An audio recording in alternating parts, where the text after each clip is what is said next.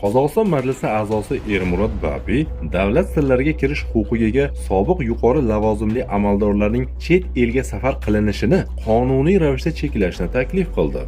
Bunday tashabbus Qozog'iston birinchi prezidenti Nursulton Nazarboyev va Rossiya rahbari Vladimir Putin o'rtasidagi yaqinda Kremlda bo'lib o'tgan uchrashuv tufayli ilgari surildi.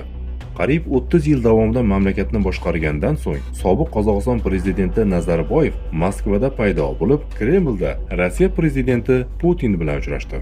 Putin Nazarboyev bilan har yili, ba'zan yiliga bir necha marotaba uchrashadi. Holbuki Nazarboyev 2019-yildan beri Qozog'iston prezidenti lavozimida emas. Nazarboyevning Moskvada Putin bilan tez-tez diydorlashib turishi Qozog'istonda noxush qabul qilinadi.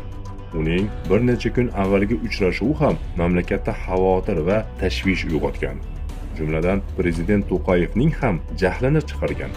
Deputat Ermurod Babiy so'zlariga ko'ra, sobiq prezidentlar, vazirlar va boshqa sobiq amaldorlar ega bo'lgan davlat sirlari mamlakat xavfsizligi omilidir.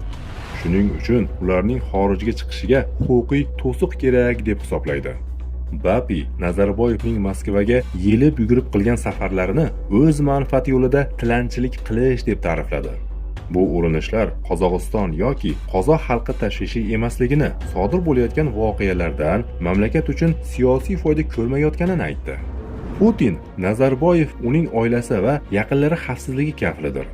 Rossiya prezidenti klassik bo'lib tashla hukmronlik qil usulini qo'llashga harakat qilmoqda. U To'qayevga Nazarboyev bilan muntazam uchrashuvlar orqali ma'lum sharoitlarda u har doim Nazarboyev yoki uning atrofidagi odamlar ko'rinishidagi muqobilga ega ekanligini ko'rsatishga harakat qiladi. Putin eng yuqori hokimiyat vakillarini nazorat qilish orqali Qozog'istondagi ichki siyosiy jarayonlarga o'z manfaati yo'lida ta'sir ko'rsatishi mumkin.